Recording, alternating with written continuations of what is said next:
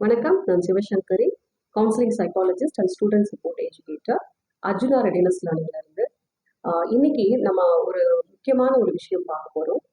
நம்மளோட குழந்தைங்கள ஸ்கூலுக்கு நம்ம அனுப்புறதுக்கு முன்னாடி ஒரு பேரண்டா நம்ம குழந்தைகிட்ட ஒரு 4 டொமைன்ல நம்ம குழந்தைங்க வந்து நல்லா இம்ப்ரவைஸ் ஆயிருக்காங்களா, அந்த விஷயம்லாம் வந்துருச்சா இல்ல வர தொடங்கிருச்சா அப்படிங்கிறத நம்ம கிராஸ் வெரிஃபிகேஷன் பண்ணணும்.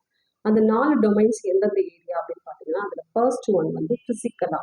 ஸோ நம்ம குழந்தைக்கு ஒரு விஷயத்த நம்ம கொடுக்கும்போது அவன் பிசிக்கலா அந்த விஷயத்த அப்ரோச் பண்றானா, கொடுக்குற விஷயத்த அவன் வாங்குறானா, அதுக்கான முயற்சிகள் வந்து அவன் எடுக்கிறானா, ஒரு விஷயத்த ஹோல்டு பண்ணும்போது ப்ராப்பரா அதை அவன் ஹோல்டு பண்றானா, இல்ல அவன் வந்து சரியா பிடிச்சுக்கிறானா, எல்லா விரலும் பதிகிற மாதிரி அவன் பிடிக்கிறானா அப்படிங்கிறத நம்ம கொஞ்சம் செக் பண்ணிக்கணும்.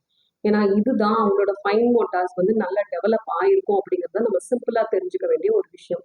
சில குழந்தைங்க சில விஷயத்த பிடிக்கும் போது பாத்தீங்க அப்படின்னா அதோட ஷேப்புக்கு ஏத்த மாதிரி கை அளவை கொண்டு போறதை விட சின்ன பொருளை பிடிக்கிறதுக்கு பெரிய பொருளை பிடிக்கிற அளவுக்கு கை கொஞ்சம் விரிச்சு எடுத்துட்டு போய் கஷ்டப்பட்டு அதை ஃபிக்ஸ் பண்ணுவாங்க. ஸோ இந்த இடத்துல எல்லாம் நம்ம புரிஞ்சுக்க வேண்டிய விஷயம், இன்னும் அவங்க சரியா அந்த பிசிக்கலா ஒரு விஷயத்தை ஹேண்டில் பண்றது இன்னும் தெரியல அப்படிங்கிறது தான். ஏன்னா இந்த ஒரு விஷயம் தான் அவங்க எழுதுறதுக்காக அந்த பென்சிலை பிடிக்கணும் அப்படின்னா அந்த பென்சில் பிடிக்கிறதுக்கான ப்ரெஷர் எவ்வளவு தூரம், அது எந்த அளவுக்கு பிடிக்கணுங்கிறதுக்கான நாலேஜ் அவங்களுக்கு இங்க இருந்து தான் தொடங்கும்.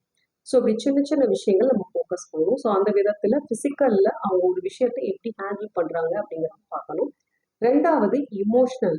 ஸோ இமோஷனலா நம்ம குழந்தைக்கு என்ன பண்ணுது, என்ன விஷயம் அப்படிங்கிறத வந்து கன்வே பண்ண தெரியுதா, நம்ம வந்து சேடா இருக்கிறோம் அப்படின்னா அதை புரிஞ்சுக்குதா, இல்ல நம்ம ஹாப்பியா ஒரு விஷயத்த சொல்லும் போது பதிலுக்கு அவங்களும் அந்த ஹாப்பினஸ் தனக்குள்ள கொண்டு வராங்களா, நம்ம கொஞ்சம் சேடா ஃபேஸ் வைக்கும் போது அதுக்கு ஏற்ற மாதிரி அவங்களும் ரியாக்ட் பண்றாங்களா அப்படிங்கிறதெல்லாம், அந்த ரியாக்ஷன்ஸ் அந்த எமோஷன்ஸ் வந்து அவங்க அந்த மாதிரி தான் கன்வே பண்ணுவாங்க. அது ப்ராப்பரா இருக்கா அப்படிங்கிறத பார்க்கணும்.